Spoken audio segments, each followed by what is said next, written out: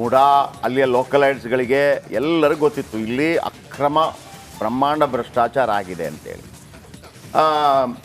ಒಂದು ನಮ್ಮ ನಂಬಿಕೆ ಇದೆ, ಭಾರತ ದೇಶದಲ್ಲಿ ಒಂದು ನಂಬಿಕೆ ಇದೆ, ಏನು ಅವನ ಪಾಪದ ಕೊಡ ತುಂಬಬೇಕು, ಅಲ್ಲಿ ತನಕ ಅವನಿಗೆ ಅವಕಾಶ ಇದೆ ಅಂತೇಳಿ. ಪಾಪದ ಕೊಡ ತುಂಬಿದಾಗ ಶುರು ಆಗುತ್ತಂತೆ. 10-20-30 ಎಷ್ಟು ವರ್ಷಗಳಿಂದ ಗೊತ್ತಿಲ್ಲ ನನಗೆ ಕರೆಕ್ಟಾಗಿ ಮೂಡೋದ ಬಗ್ಗೆ. ಆದರೆ ಆ ಕಡೆ ಹೋದಾಗ ಒಂದಂತೂ ಕೇಳಿದ್ದೀನಿ ನಾನು, ಕಟ್ರೆ ಒಂದು ಸೈಟ್ ಮಾಡ್ಕೊಳ್ಳಿ ಇಲ್ಲಿ, ಅಯ್ಯೋ ಎಲ್ಲರೂ ಮಾಡ್ಕೊಂಡಿದ್ದಾರೆ, ಹಿಂಗೆಲ್ಲ ಕೇಳೋರು ತುಂಬ ಜನ ಇದ್ದಾರೆ.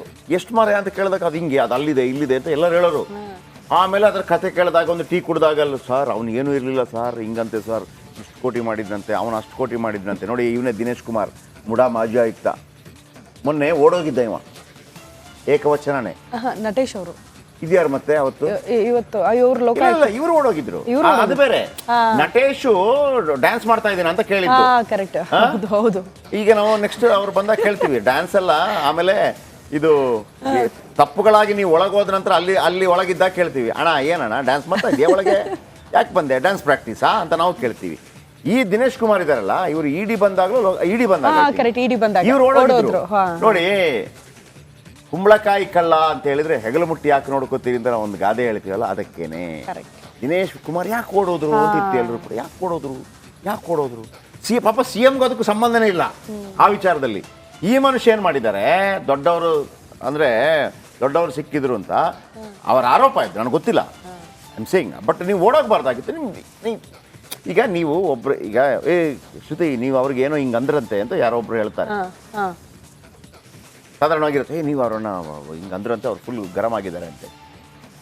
ಬಟ್ ನಿಮಗೊಂದು ಕ್ಲಾರಿಟಿ, ನಾನು ಹಂಗೆ ಹೇಳಲೇ ಇಲ್ವಲ್ಲ ಅಂತ ಹೇಳೋಕೆ ನೀವೇನಾಗುತ್ತೆ ಅಂತ ಹೇಳಿದ್ರೆ, ನೀವೇ ಹೋಗ್ತೀರಿ, ಹೋಗ್ಬಿಟ್ಟು ಡ್ಯಾಶ್ ನಾನು ಹಂಗೆ ಹೇಳಿದ್ರೆ ಅಂತ ನೀವೆಲ್ಲ ಹೇಳಿದ್ರಂತೆ, ನಾನು ಹಂಗೆ ಹೇಳಿಲ್ಲಲ್ವಾ, ನಿಮ್ಗೊಂದು ಕ್ಲಾರಿಟಿ ಇರುತ್ತೆ. ನೀವು ಅಯ್ಯಯ್ಯೋ ಗೊತ್ತಾಗ್ಬಿಡ್ತಾ ನಾನು ಹೇಳಿದ್ದು ಅಂತ ಹೇಳೋಕೆ ತಪ್ಪಿಸ್ಕೊಳ್ಳೋಕೆ ಶುರು ಮಾಡ್ತೀರಾ, ಇದು ಹಂಗಾಗಿದೆ ಆಯ್ತಾ. ಆವತ್ತು ಇಡಿ ಬಂದಾಗ ನೀವು ಯಾಕೆ ಕೊಡೋದ್ರಿ, ನೀವೇನು ತಪ್ಪು ಮಾಡಿಲ್ಲ ಅಂತಂದರೆ ಆಗ ಡೌಟ್ ಶುರು ಆಯ್ತು. ಈಗ ನೋಡಿ, ಈಗ ಕೆಲವೊಂದು ಬರ್ತಾ ಇದೆ ಆರೋಪ, ಅಂದರೆ ಇವ್ರು ಮಾಡಿರೋ ಆರೋಪ ಪ್ರಕಾರ ಈ ಮನುಷ್ಯ ಒಂದು ಸೈಟನ್ನು 3,000 ರೂಪಾಯಿಗೆ ರಿಜಿಸ್ಟರ್ ಮಾಡಿ ಕೊಟ್ಟಿದ್ದಾನೆ. ತುಂಬ ಕನ್ಫ್ಯೂಸ್ ಆಗಬೇಡಿ, ಹೇಳ್ತೀನಿ. ಮುಡಾದಲ್ಲಾದ ಅಕ್ರಮಕ್ಕೆ ಕೊನೆಯೇ ಇಲ್ವಾ, ಒಂದೊಂದೇ ಅಕ್ರಮಗಳು ಹೊರಬರ್ತಾ ಇದೆ. ಆದರೂ ಮೂಡಾದಲ್ಲಾದ ಅಕ್ರಮಗಳಿಗೆ ಮಾತ್ರ ಯಾವ ಕೊನೆ ಇಲ್ಲ. ಇದೀಗ 300 ಕೋಟಿ ಬೆಲೆ ಬಾಳುವ ನಿವೇಶನಗಳನ್ನು, ಒಂದೊಂದು ನಿವೇಶನಗಳನ್ನು ಕೇವಲ 3,000ಕ್ಕೆ ಮಾರಾಟ ಮಾಡಿದ ಪ್ರಕರಣ ಬೆಳಕಿಗೆ ಬಂದಿದೆ. ಯಾರ ಮೇಲೆಲ್ಲ ಆರೋಪ ಇದೆ, ಯಾರು ಆರೋಪ ಮಾಡಿದ್ದು, ಬನ್ನಿ ನೋಡೋಣ ಸೊಗಸಾದ 300 ಕೋಟಿಯ ಸ್ಟೋರಿ.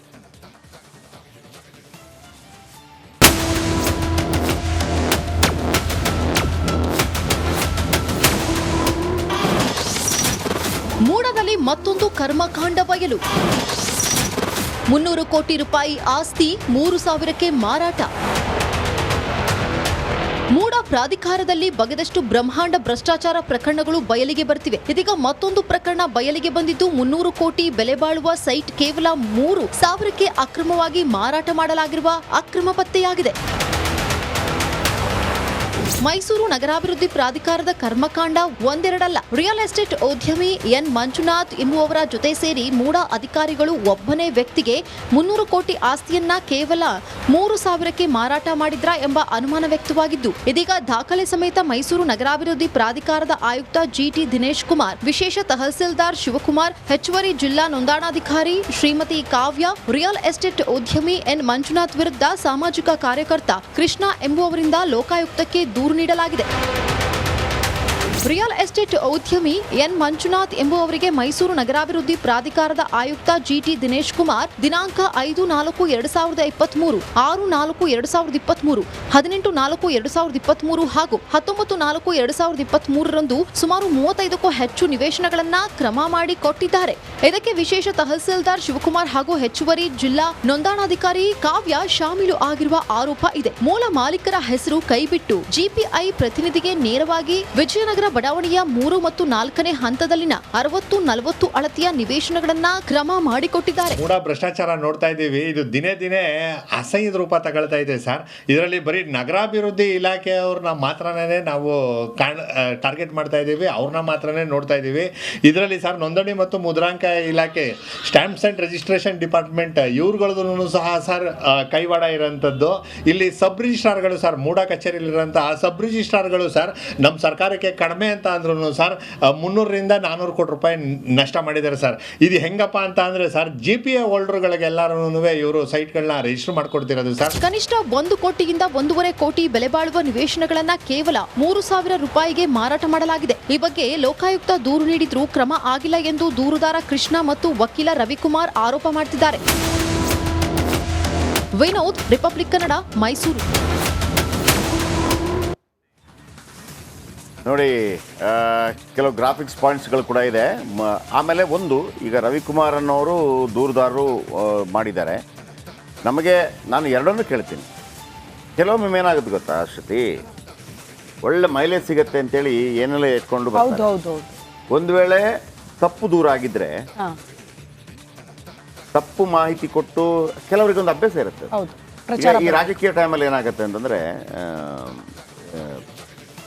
ಈಗ ಫಾರ್ ಎಕ್ಸಾಂಪಲ್ ಒಬ್ಬನಿಗೆ ಟಿಕೆಟ್ ಕೊಡ್ತಾರೆ. ಟಿಕೆಟ್ ಕೊಟ್ಟಾಗ ಅವ್ನು ಪಕ್ಕದ ಒಂದು ಸುಮ್ಮನೆ ಇರೋಕ್ಕಾಗಲ್ಲ. ಅವನು ಸುಮ್ಮನೆ ಹೋಗ್ಬಿಟ್ಟು ನಾನು ಕೂಡ ಇದ್ದೀನಿ ಅಂತ ಹೇಳೋದು, ರೇಸಲ್ಲಿ ಇದ್ದೀನಿ ಅಂತ ಹೇಳೋದು. ಆಗ ಮೀಡಿಯಾದವರು ಈಗ ಸದ್ಯಕ್ಕೆ ಹೋಗಲೇಬೇಕಾಗುತ್ತೆ, ಏನು ಮಾಡೋಕ್ಕಾಗಲ್ಲ. ಅವ್ರಿಗೆ ಗೊತ್ತಿದೆ ಮೀಡಿಯಾದವ್ರ ವೀಕ್ನೆಸ್ ಕೂಡ. ಇದೊಂದು ಸ್ಟೋರಿ ಆಗುತ್ತೆ ಅಂತ ನಾವು ಹೋಗಿರ್ತೀವಿ, ಅವನು ಅಂತ ಮಾಡಿರ್ತಾನೆ. ನಿಜ ಹೇಳ್ಬೇಕಂದ್ರೆ ಅವನ ಮನೆ ಹೆಂಡತಿ ಕೂಡ ಅವನಿಗೆ ಓಟ್ ಹಾಕಿರೋದಿಲ್ಲ, ಅವ್ನು ನಿಂತರೆ.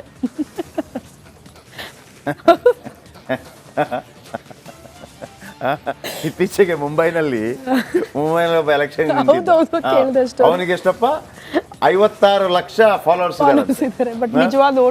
ಆಯ್ತು, ಅವನಿಗೆ ಓಟ್ ಬಿದ್ದಿದ್ದು 156. ಆಮೇಲೆ ಕರೆಕ್ಟ್ ನೋಡಿದಾಗ ಮನೆಯಲ್ಲಿ ಗಂಡ ಹೆಂಡತಿನೂ ಹಾಕಿಲ್ಲ ಅಂತ ಮಗನೂ ಹಾಕಿಲ್ಲ. ಅಷ್ಟು ಬೇಸರ ಆಗಿದೆ ಅಂತ ಹಂಗಾಗಿಬಿಡ್ತದೆ. ಸೊ ಇಲ್ಲೇನಾಗಿರುತ್ತೆ, ಈ ಟೈಮಲ್ಲಿ ಕೆಲವರು ಬಂದ್ಬಿಡ್ತಾರೆ. ಅಂದ್ರೆ ಈಗ ಸ್ನೇಹಮಯಿ ಕೃಷ್ಣ ಫೇಮಸ್ ಆಗ್ತಾ ಇದ್ದಾರೆ, ಇವರು ಫೇಮಸ್ ಆಗ್ತಾ ಇದ್ದಾರೆ. ಅವ್ರಿಗೊಂದು ಇದು ಬೇಕು, ಅವರ ಅಜೆಂಡಾ ಬೇರೆ ಇರುತ್ತೆ.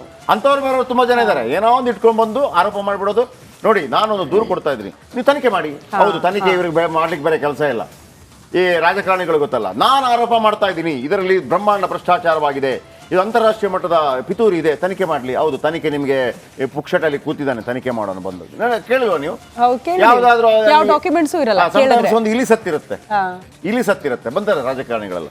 ಇದರಲ್ಲಿ ಅಂತಾರಾಷ್ಟ್ರೀಯ ಮಟ್ಟದ ಕೈವಾಡ. ಏನು ಅಂತಾರಾಷ್ಟ್ರೀಯ ಮಟ್ಟದ ಕೈವಾಡ ಮಾರಾಯ? ಅಲ್ಲಿ ಸುಮ್ಮನೆ ಒಂದು ತೆಂಗಿನಕಾಯಿ ಬಿತ್ತು, ಅದು ಸತ್ತೋಯ್ತು. ಇವರು ಅಂತಾರಾಷ್ಟ್ರೀಯ ಮಟ್ಟದ ಕೈವಾಡ ಹೆಂಗೆ ಹೇಳ್ತೀರಿ ಸರ್? ಅಲ್ಲ, ನನಗೆ ಒಂದು ಡೌಟ್ ಬರ್ತಾ ಇದೆ, ತನಿಖೆ ಮಾಡಿ. ಹೌದು, ಪುಕ್ಷಟೆ ಕೂತಿದ್ದಾರೆ ತನಿಖೆ ಮಾಡೋರೆಲ್ಲ.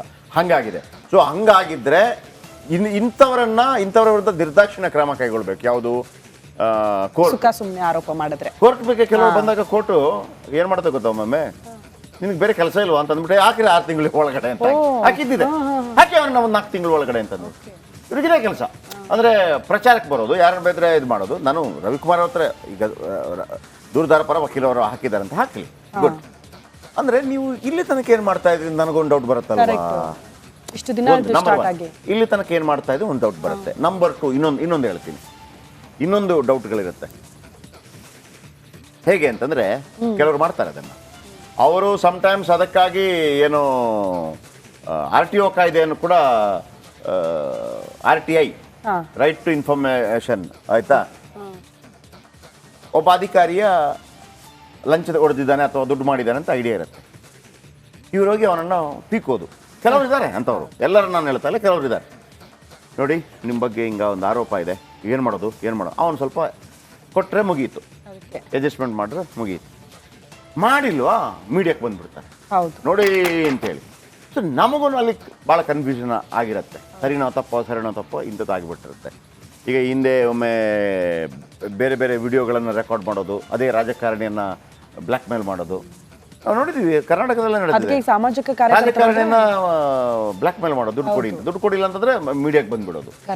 ಇದು ಆಗಿರುತ್ತೆ. ಈಗ ರಮೇಶ್ ಜಾರಕಿಹೊಳಿ ಇದೆಲ್ಲ ಇದೆಯಲ್ಲ, ತುಂಬ ಬ್ಲ್ಯಾಕ್ ಮೇಲ್ ಆಗಿರುತ್ತೆ ಅದು. ಆಮೇಲೆ ಹೋಗಲಿ ಅಂತ ಹೇಳುವಾಗ ಮೀಡಿಯಾಕ್ಕೆ ಬಂದಿರುತ್ತೆ. ಸೊ ಅದರ ಅರ್ಥ ಏನಪ್ಪ ಅಂತಂದ್ರೆ ನಾವು ನಮ್ಮ ಎಚ್ಚರಿಕೆಯಲ್ಲಿ ಇರಬೇಕು ಅಂತೇಳಿ. ಬನ್ನಿ, ಇದು 3023 ಸೈಟ್, ಒಂದು ಸೈಟ್ಗೆ 3000 ರೂಪಾಯಿ.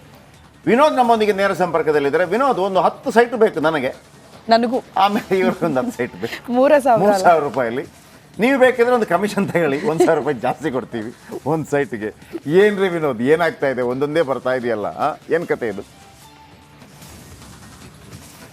ಜಯಪ್ರಕಾಶ್, ಮೂಡಾದಲ್ಲಿ ನಾವು ಇವತ್ತಿನವರೆಗೂ ಕೂಡ ಬಗೆದಷ್ಟು ಹಗರಣ ಅಂತ ಹೇಳ್ತಾ ಇದ್ವಿ. ಆದರೆ ಇವತ್ತಿಗೆ ನನಗೆ ಅನಿಸ್ತಾ ಇರುವಂಥದ್ದು, ಬಳ್ಳಾರಿಯಲ್ಲಿ ಯಾವ ರೀತಿಯಾಗಿ ತೋಡದಷ್ಟು ಅದಿರು ಎಲ್ಲಿವರೆಗೂ ಸಿಗುತ್ತೋ ಅಲ್ಲಿವರೆಗೂ ಕೂಡ ಯಾವ ಮಟ್ಟಕ್ಕೆ ಹಳ್ಳಕ್ಕೆ ಹಿಡಿತಾ ಇದ್ರೋ ಅಷ್ಟರ ಮಟ್ಟಿಗೆ ಮೂಡಾವನ್ನ ತಿದ್ದು ತೇಗಿರುವಂಥದ್ದು ಭಾಳ ಸ್ಪಷ್ಟವಾಗಿ ಗೊತ್ತಾಗ್ತಾ ಇರುವಂಥದ್ದು. ಮೊದಲಿನಿಂದಲೂ ಕೂಡ ನಾನು ಹೇಳ್ತಾ ಇದ್ದಿದ್ದು CM ಅವರ ಪ್ರಕರಣ ಕೇವಲ ಒಂದು ಪೀನಟ್ ಅಂತೇಳಿ. ಆ ಪ್ರಕರಣವನ್ನು ನೋಡಿದ್ರೆ ಈ ಪ್ರಕರಣ ಅಂದರೆ ಅವರ ಪ್ರಕರಣ ಏನೇನಲ್ಲ ಈ ಪ್ರಕರಣದ ಮುಂದೆ.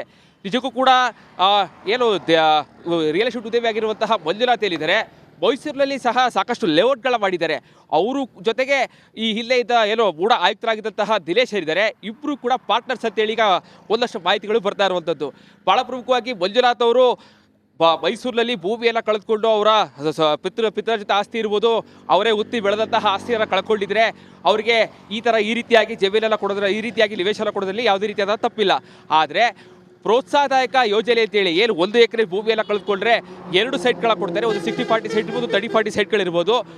ಆ ರೀತಿಯಾಗೂ ಕೊಟ್ಟಿಲ್ಲ. ಆ 150 ಪೇಜ್ಗಳ ಒಂದು ಕ್ರಯಪತ್ರ ಏನಿದೆ, ಆ ಪತ್ರವನ್ನು ಗಮನಿಸ್ತಾ ಹೋದ್ರೆ ಗೊತ್ತಾಗುತ್ತೆ ಎಲ್ಲೂ ಕೂಡ ಇವರು ಎಲ್ಲಿ ಭೂಮಿಯನ್ನು ಕಳ್ಕೊಂಡಿದ್ದಾರೆ ಅಂತೇಳಿ ಒಂದೇ ಒಂದು ಪದವನ್ನು ಕೂಡ ಮೆನ್ಷನ್ ಮಾಡೋದಿಲ್ಲ. ಕೇವಲ 3,000 ರೂಪಾಯಿಗೆ 60-40 ಸೈಟ್ಗಳು, 50-80 ಸೈಟ್ಗಳೆಲ್ಲ ಹಂಚಿರುವಂಥದ್ದು. ಭಾಳ ಪ್ರಮುಖವಾಗಿ ಅವರು ಕೊಟ್ಟಿರುವಂತಹ ಜಾಗ ಏನಿದೆ ಅಲ್ಲಿ ಗೌರ್ಮೆಂಟ್ ವ್ಯಾಲ್ಯೂನೇ ಒಂದು 30-40 ಸೈಟ್ಗೆ 80ರಿಂದ 1 ಲಕ್ಷ 1 ಕೋಟಿ ಬೆಲೆ ಬಾಳುತ್ತೆ. 80 ಲಕ್ಷದಿಂದ 1 ಕೋಟಿ ಬೆಲೆ ಬಾಳುತ್ತೆ. ಅದಕ್ಕೆ ಮುದ್ರಾಂಕ ಶುಲ್ಕ ಅಂದರೆ ಗೌರ್ಮೆಂಟ್ ಏನು ಕಂದಾಯ ಶುಲ್ಕ ಏನು ಬರುತ್ತೆ ಅದು ಕೂಡ 6.5% ಅಂದರೆ ಸುಮಾರು 6.5 ಲಕ್ಷವನ್ನು ಕಟ್ಸ್ಕೊಳ್ಬೇಕಾಗತ್ತೆ. ಅಲ್ಲಿಗೆ ಕೇವಲ ಮೂಡ ಅಧಿಕಾರಿಗಳು ಮಾತ್ರ ಈ ಒಂದು ಪ್ರಕರಣದಲ್ಲಿ ಭಾಗಿಯಾಗಿಲ್ಲ. ಇಲ್ಲಿ ಇರುವಂತಹ ಕಂದಾಯ ಅಧಿಕಾರಿಗಳು ಸಬ್ ರಿಜಿಸ್ಟ್ರಾರ್ ಎಲ್ಲಿದ್ದಾರೆ ಅವರು ಕೂಡ ಈ ಒಂದು ಪ್ರಕರಣದಲ್ಲಿ ಭಾಗಿಯಾಗಿರುವಂಥದ್ದು ಭಾಳ ಸ್ಪಷ್ಟವಾಗಿ ಕಂಡುಬರುತ್ತೆ. ಸುಮಾರು 23 ಸೈಟ್ಗಳೆಲ್ಲ ಈಗಾಗಲೇ ಅವರು ಕೇವಲ 3,000 ರೂಪಾಯಿಗೆ ಬರ್ಕೊಂಡಿದ್ದಾರೆ. 600 ರೂಪಾಯಿ ಮುದ್ರಾಂಕ ಶುಲ್ಕವನ್ನು ಕಟ್ಸ್ಕೊಂಡಿದ್ದಾರೆ. ಸೊ ಹೀಗಾಗಿ ಇದೆಲ್ಲವನ್ನು ಗಮನಿಸ್ತಾ ಇದ್ದರೆ ನಿಜಕ್ಕೂ ಕೂಡ ಬಳ್ಳಾರಿಯಲ್ಲಿ ಯಾವ ರೀತಿಯಾಗಿ ಬೈಲಿಂಗನ್ನು ಮಾಡಿದ್ರು, ಭೂಮಿ ಎಷ್ಟು ಸಿಗುತ್ತೋ ಅಷ್ಟುವರೆಗೂ ಕೂಡ ಅದಿರನ್ನು ಅಗದಿದ್ರು. ಸೊ ಮೂಡಾದಲ್ಲೂ ಕೂಡ ಅವರಿಗೆ ಎಷ್ಟು ಸಾಧ್ಯವೋ ಅಷ್ಟೆಲ್ಲ ಓಕೆ ಥ್ಯಾಂಕ್ ಯು.